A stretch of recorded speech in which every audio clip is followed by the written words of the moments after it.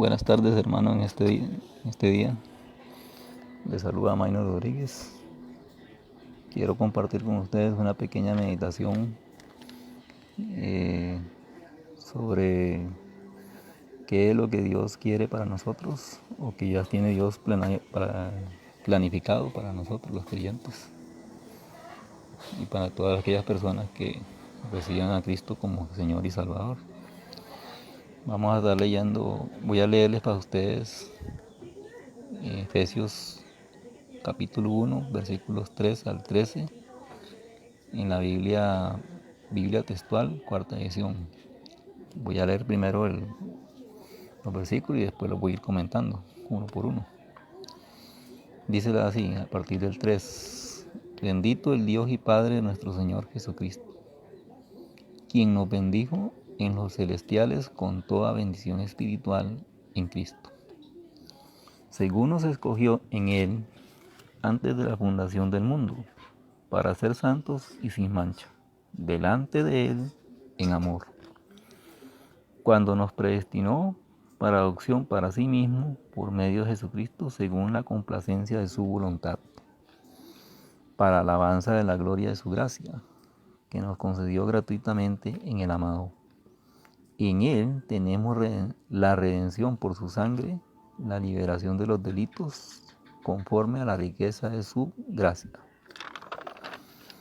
que hizo sobreabundar para con nosotros en toda sabiduría e inteligencia, dándonos a conocer el misterio de su voluntad, según su complacencia que se propuso en sí mismo, hasta la culminación de una dispensación de los tiempos señalados, para volver a unir todas las cosas en Cristo, lo que está en los cielos y lo que están en la tierra, en Él. En Él también fuimos escogidos como su heredad, habiendo sido predestinados conforme al propósito del que está energizando todas las cosas según el designio de su voluntad, a fin de ser para alabanza de su gloria. Nosotros, los que primero hemos esperado en Cristo, en Él también vosotros, habiendo oído la palabra verdad, el evangelio de vuestra salvación, y habiendo creído en Él, fuisteis sellados con el Espíritu Santo de la promesa, en el cual es arras de nuestra herencia hasta la redención de la posesión para alabanza de su gloria. Es interesante notar aquí que, iniciando el versículo, el primer versículo que habla ahí, dice: bendito sea el Dios y Padre de nuestro Señor Jesucristo, quien nos bendijo. Vean qué linda esa palabra. Quien nos bendijo en los lugares celestiales, con toda bendición espiritual. Vemos ahí que el apóstol Pablo, por medio de su palabra, nos enseña que ya Dios nos bendijo en los lugares celestiales. Pero ¿cómo es esa bendición? Porque aquí dice bendiciones espirituales. Resulta que el Señor en el Antiguo Testamento, antes de Cristo, Dios bendecía al pueblo con bendiciones materiales. Por ejemplo, a Abraham, Israel, Dios le dio riquezas, le dio tierras, fama. El mismo Job fue bendecido con el doble de lo que perdió. Pero Israel cometió un error. Israel hizo mal uso de las bendiciones que Dios le dio y acaparó varias bendiciones materiales. Israel se aisló y se creía superior a las otras naciones. Ese fue uno de los problemas que tenía Israel. Estos versículos, hermanos, desde el versículo 3, hasta el 13, hay varias palabras interesantes que nos dan varias pistas sobre lo que Dios ha hecho con nosotros. Empezando a partir del versículo 3, dice que nos escogió. Dios nos escogió antes de la fundación del mundo. ¿Para qué? Para que seamos santos y sin mancha delante de Jesucristo. Luego en el versículo 5 hay una palabra interesante: nos predestinó. ¿Y qué es predestinar? Que nos escogió para ser miembros de la familia de Dios. Dice que para la adopción nos adopta. Dios nos hace hijos de Él, porque antes de ser hijos de Dios, nosotros cuando andábamos en el mundo éramos enemigos de Dios, por lo tanto no éramos amigos de Dios. Entonces por eso Dios nos adopta en la familia de Él, por medio de Jesucristo. Y cuando la palabra menciona según las complacencias de su voluntad o según el beneplácito de su voluntad, es el plan supremo que Dios tiene para el creyente, para su iglesia. Resulta interesante también que hay 3 palabras que se repiten en estos versículos que acabamos de leer, que les acabo de leer. Para la alabanza de su gloria, se repite 3 veces. Vean qué interesante es esta palabra, que el apóstol Pablo nos recuerda. En el versículo 6 está la palabra para la alabanza de su gloria. Luego, en el versículo 12 está otra vez, a fin de ser para la alabanza de su gloria. Y de último cierra majestuosamente en el 14, el cual es las arras de nuestra herencia hasta la redención de la posesión para alabanza de su gloria. Qué lindo es esto de la palabra de Dios, ¿verdad? Como nos repite varias cosas interesantes. Entonces, hermanos, para hacer un resumen de esta pequeña enseñanza, hay varias cosas que yo rescato de estos versículos del capítulo 1, del versículos 3 al 14. Sí, al 14. Dios nos escoge según su voluntad. O sea, antes de la fundación del mundo, Dios diseñó un plan. Porque ahí lo dice, en el versículo 3. Hay un plan perfecto de Dios que no va a fallar, que Dios lo hizo antes de la fundación del mundo. Algunas referencias para ir a buscar ese plan de Dios están en 2 Tesalonicenses 2:13 y en Efesios 2:10. Antes de la fundación del mundo, antes de que Dios creara todo, ya Dios hizo un plan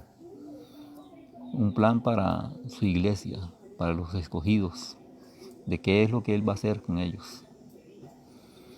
Luego, Dios nos rescata del mundo. Cuando ese plan se pone a trabajar en este mundo, Dios nos rescata del mundo. ¿Por qué? Porque antes éramos enemigos de Dios. Efesios 2:5 y Colosenses 2:13 dice que éramos cuando andábamos en vuestros delitos y pecados. Andábamos en delitos y pecados antes de ser cristianos. Entonces Efesios 2:5 y Colosenses 2:13 nos dan esa descripción de cómo éramos antes de ser cristianos. Dios nos predestina para hacer las buenas obras.